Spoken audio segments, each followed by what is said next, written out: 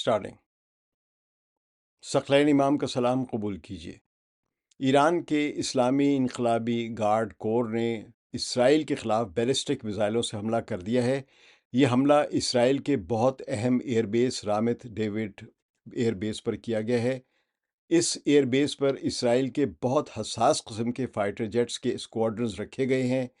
रामात David Israel जो है air force की सबसे अहम स्ट्रेटजिक बेसिस में से एक शुमार होता है, जो इसराइल की जो एयर बेसिस है। तो हाइफा से ये तकरीबन 20 किलोमीटर जनूब मशरक़ में जजरील एक वादी है, वहाँ पे वाक़ है। और लेबनान, शाम और जो जनूबी लुबनान से जो आने वाले ख़तरात हैं उनके ख़िलाफ़ फ़ौरी रद्द-ए-अमल की सलाहियत रखता है। यहाँ पे इतनी तेज़ी से तैयारे उड़ते हैं और यहाँ जदीद लड़ाका तैयारे बग़ैर पायलट के तैयारे यानी ड्रोन्स हैं और हेलीकॉप्टर के दस्ते कई मौजूद हैं, जिन्हें मिज़ाइलों हमलों से बचाने के लिए मजबूत ज़ेर ज़मीन बंकर्स भी बनाए गए हैं। और ये इसराइल की आप कह लें कि जो शुमाली फ़िज़ाई दिफा की बुनियाद है। और ज़ाहिर है इसने 1967 की जंग में या 1973 की रमज़ान जंगों में और 1962 के हमलों के वक्त और 2006 की जो लुबनान की पहली जंग जो हुई थी, दूसरी बल्कि जंग कही थी, उन तमाम जंगों समेत इसने बहुत अहम कलीदी किरदार अदा किया है उनके दौरान। तो इसके अलावा इसमें 3 लंबे रनवे भी हैं और जो हर किस्म की जंगी और तरबियती तैयारों की ऑपरेशंस की सहूलत फराहम करते हैं। और ये बरतानिया ने बनाया था अड्डा 1942 में, और 1948 के बाद से ये इसराइली जो एयरफोर्स है उसकी तरक्की में इसका बड़ा बुनियादी किरदार रहा है। तो ये इसराइल का शुमाली इलाके का सबसे अहम फ़िज़ाई मरकज़ है, जो दिफा और हमला दोनों हवालों से नहायत अहमियत रखता है। तो अब ईरानी हुक्काम का कहना है कि ये हमला जनूबी लबनान में होने वाले जितने भी इसराइल के हमलों के जवाब में किया गया है, जबकि इसराइल के ख़िलाफ़ जो ईरान ने हमला किया है वो इसलिए किया क्योंकि लेबनान के मुतालिक ईरान ने ये वार्निंग दी थी कि अगर बैरूत के जनूबी हिस्से दहिया में हमला हुआ इसराइल का तो ईरान उसकी जो ख़िलाफ़ कार्रवाई करेगा। तो कल ही सुबह इसराइल ने दहिया पे बमबारी की है, तो उसके जवाब में चंद घंटों बाद ईरान ने शुमाली इसराइल पर ये बमबारी शुरू कर दी है अपने मिज़ाइलों के ज़रिए। तो अब इसराइली हमलों के जवाब में ये हमला किया गया क्योंकि इसराइल ने न सिर्फ जनूबी बैरूत में बल्कि जनूबी लुबनान के सौर और नब्तिया के इलाक़ों में बहुत से बेगुनाह शहरियों को मारा है और लोगों को बेघर किया है। तो ईरानी बयान के मुताबिक ये एयरबेस वही है जहाँ से लुबनान पर हमले किए जा रहे थे, इसलिए ईरानी मिज़ाइलों ने उसे निशाना बनाया है। तो ईरान ने यह भी कहा है कि 8 अप्रैल को जो जंगबंद हुई थी, सीज़ फायर जो हुआ था, वो उसमें एक शर्त ये थी कि तमाम मुहाज़ों पर लड़ाई बंद की जाएगी। तो ईरान का इल्ज़ाम है कि अमेरिका और इसराइल ने अपने वादे नहीं निभाए हैं। न सिर्फ लेबनान में हमले जारी रखे गए बल्कि खलीज फ़ारस में और बहीरे अम्मान में भी ईरानी साहिलों और शिप्स पर, जो कमर्शियल शिप्स हैं, उन पर हमले किए हैं, यहाँ पर अमेरिका ने और वहाँ जनूबी लेबनान में इसराइल ने। तो ईरानी गार्ड्स का कहना है कि आज रात का ये हमला सिर्फ एक वार्निंग है। अगर ये हमले दोबारा हुए तो अगला जवाब इससे भी बड़ा होगा और शायद बहुत बड़ा होगा, और इसमें अमेरिका और इसराइल के तमाम ठिकानों को हदफ बनाया जा सकता है। यानी ईरान ने एक फुल स्केल वॉर की एक बड़ी क्लियर किस्म की वार्निंग दे दी है। तो दूसरी तरफ इसराइल ने अपनी आवाम को ये बताया है कि ईरान ने जो भी मिज़ाइल शुमाली इसराइल की तरफ लॉन्च किए हैं उनमें से एक भी निशाने पर नहीं लगा। तो इसराइल का दावा है कि उनके तमाम एयर डिफेंस सिस्टम ने हर ईरानी मिज़ाइल को इंटरसेप्ट किया हवाई में, लेकिन इसराइल ने अभी तक इसका कोई सबूत या तस्वीर जारी नहीं की कि वाकई उन्होंने इंटरसेप्ट किए हैं या नहीं किए हैं, और ना ही किसी इसराइली सहाफ़ी को रामत डेविड एयरबेस के करीब जाने दिया जा रहा है। अलबत्ता सोशल मीडिया पर ऐसी वायरल वीडियोस हैं जिनमें इसराइल के शुमाल में ईरानी मिज़ाइलों को गिरते दिखाया जा रहा है। अब मतलब मशरिक़ वस्ती में कशीदगी को अगर हम देखें तो इसराइल के वज़ीर-ए-आज़म बेंयामिन नेतन्याहू ने हंगामी इजलास बुला लिया है। तो इस इजलास में वज़ीर दिफा और आला फ़ौजी अफसरान जो वो शरीक हैं। तो बताया जा रहा है कि इस इजलास में ईरान के ख़िलाफ़ जवाबी कार्रवाई के ऑप्शंस पर गौर किया जा रहा है, और जो फ़िज़ाई ट्रैकिंग की मालूमात के मुताबिक इसराइल के बेन गोरियन हवाई अड्डे से 2 KC-135R स्ट्रैटोफोर टैंकर जो हैं اور C-46 پیگاسس نامی طیارے جو پرواز کے لیے تیار کھڑے ہیں، بلکہ کچھ پرواز کر چکے ہوئے ہیں۔ یہ خاص قسم کے ایسے طیارے ہیں جو ایئر ریفیولنگ کرنے کے لیے ہوتے ہیں، جو طویل فاصلے تک مار کرنے کے لیے فائٹر جیٹس کو درکار ہوتی ہے، تاکہ مزید ان کو تیل مل سکے اور وہ زیادہ پرواز کر سکے۔ تو اس کا مطلب یہ بنتا ہے کہ اسرائیل ممکنہ طور پر ایران کے اندر بہت گہرائی میں جا کر حملے کی تیاری کر رہا ہے۔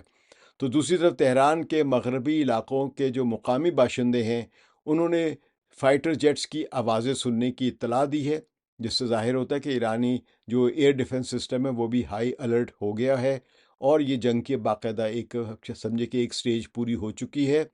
اب اس پوری صورتحال میں سب سے دلچسپ اور اہم پیش رفت یہ ہے کہ امریکہ کے صدر ڈونلڈ ٹرمپ نے یہ کہا ہے، فاکس نیوز کو انٹرویو دیتے ہوئے، کہ ایران کو انہوں نے مخاطب کرتے ہوئے کہا کہ تم نے اپنے میزائل داغ لیے، بس کافی ہو گیا ہے، اب میزائل بند کرو اور واپس مذاکرات کی میز پر آ جاؤ اور کوئی معاہدہ کر لو۔ تو ٹرمپ نے یہ بھی دعویٰ کیا ہے کہ امریکہ اور ایران کے درمیان ایک معاہدہ ہونے کو تھا اور وہ بہت قریب تھا۔ تو ان کے مطابق شاید پیر، منگل یا بدھ کو یہ معاہدہ ہو جاتا، لیکن تازہ ترین پیش رفت نے سب کچھ بدل کر رکھ دیا ہے۔ ٹرمپ نے یہ بھی اعلان کیا ہے کہ امریکی فوج مکمل طور پر الرٹ ہے اور کسی بھی صورتحال سے نمٹنے کے لیے تیار ہے۔ تو ٹرمپ نے اسرائیل کے خلاف بھی ناراضی کا اظہار کیا ہے جب ان سے پوچھا گیا کہ اسرائیل نے بیروت کے جنوبی مضافات میں یعنی داہیہ میں حملہ کیا ہے، اس کے بارے میں آپ کیا خیال ہے؟ تو ٹرمپ نے صاف لفظوں میں کہا کہ وہ اس حملے سے خوش نہیں ہیں۔ یہ ایک بڑی اہم بات ہے، کیونکہ عام طور پر امریکی رہنما جو اسرائیل کے ہر اقدام کی حمایت کرتے اور یہ کہتے ہیں کہ اسرائیل کو اپنے دفاع کا مکمل حق ہے، لیکن یہاں پہ وہ ناراضی کا اظہار کر رہے ہیں۔ تو ایک اسرائیل نواز امریکی خبر رساں ادارہ ہے ایکسیوس، اس کے مطابق ٹرمپ نے اب یہ منصوبہ بنایا ہے کہ وہ خود اسرائیل کے وزیر اعظم نتن یاہو کو فون کریں گے اور انہیں صاف صاف کہیں گے کہ وہ ایران کے خلاف کوئی جوابی حملہ نہ کریں۔ ٹرمپ کا کہنا ہے کہ اگر اسرائیل نے جوابی حملہ کیا تو ایران دوبارہ بڑے پیمانے پر میزائل داغے گا، اور اس بار ممکن ہے کہ امریکی اہداف بھی نشانے پر آ جائیں، جبکہ وہ کوشش کر رہے ہیں کہ جنگ نہ ہو، کیونکہ جنگ ہونے کی صورت میں یعنی یہ سیز فائر نہ ٹوٹے، اور اگر یہ سیز فائر ٹوٹتی اور جنگ دوبارہ شروع ہوتی ہے تو دنیا میں ایک دم سے تیل کی قیمتیں بڑھنا شروع ہو جائیں گی، اور جس جنگ بندی کے ذریعے یا سیز فائر کے ذریعے ڈونلڈ ٹرمپ جو ہیں اس خطے میں آبر ہرمز کو کھلوانے کی کوشش کر رہے ہیں، وہ پھر کوششیں ساری کی ساری ناکام ہو جائیں گی۔ تو اب دیکھتے ہیں کہ جو بھی ہم ایک متوازن طریقہ کیا دنیا دیکھ رہی ہے، ایک طرف ایران کا کہنا ہے کہ اس نے کامیاب حملہ کیا اور انتباہ دے دیا کہ دوبارہ حملہ ہوا اگر اسرائیل کا تو وہ مزید سخت حملہ کرے گا، دوسری طرف اسرائیل کا کہنا ہے کہ ہر میزائل ناکام بنا دیا گیا ہے، اور تیسری طرف امریکہ کے سابق صدر یعنی صدر ڈونلڈ ٹرمپ جو ہیں وہ دونوں فریقوں کو روکنے کی کوشش کر رہے ہیں اور کہہ رہے ہیں کہ معاہدہ بہت قریب تھا اور اسے بچایا جا سکتا ہے، ابھی بھی وہ کوشش کر رہے ہیں کہ بچایا جا سکتا ہے یہ معاہدہ یا سیز فائر، پتہ نہیں ابھی سابق سیز فائر ہوگی کیا ہوگی، ہم دیکھتے ہیں۔ تو دنیا بھر کے میڈیا میں اس واقعے کی دو مختلف تصاویر پیش کی جا رہی ہیں۔ مغربی میڈیا اسرائیلی دعوے کو ترجیح دے رہا ہے کہ تمام میزائل ناکام بنا دیے گئے ہیں، جبکہ مزاحمتی میڈیا یعنی ایران کا حامی میڈیا جو ہے وہ ایران کے حملے جو ان کو کامیاب قرار دے رہا ہے، اور ان کے خیال میں ایران کے جو میزائل ہیں وہ اسرائیل کے اس اہم ایئر بیس پر جا کے ٹکرائے ہیں جہاں پہ سب سے زیادہ ان کی سمجھو پرانا یہ ان کا ایئر بیس ہے، جہاں سے جنوبی لبنان پر حملے کیے جا رہے تھے۔ اور اسرائیلی میڈیا خود بھی اسرائیل کے فوجی دعوے پر مکمل یقین نہیں کر رہا ہے اور کہہ رہا ہے کہ اسے ثبوت فراہم کیے جائیں۔ تو اب سب سے اہم سوال یہ ہے کہ آئندہ گھنٹوں میں کیا ہونے والا ہے۔ اگر اسرائیل نے ٹرمپ کی درخواست مان کر جوابی حملہ نہ کیا تو پھر شاید یہ معاملہ ٹھنڈا پڑ جائے، لیکن اس صورت میں پھر ایران کی دھاک بیٹھ جائے گی، ایران کا ڈیٹیرنس تسلیم کیا جائے گا۔ لیکن اگر اسرائیل نے جوابی حملہ کیا تو پھر ایران نے پہلے ہی دھمکی دے رکھی ہے کہ وہ اگلا جواب اس سے بھی بڑھ کر ہوگا، اور اس میں امریکی ٹھکانے بھی شامل ہوں گے، یعنی امریکی فوجی اڈوں پر بھی بمباری کی جائے گی۔ تو ایسی صورت میں مشرق وسطیٰ میں ایک بہت بڑی اور تباہ کن جنگ جو ہے دوبارہ سے چھڑ سکتی ہے، جس میں پوری دنیا کے مفادات متاثر ہوں گے۔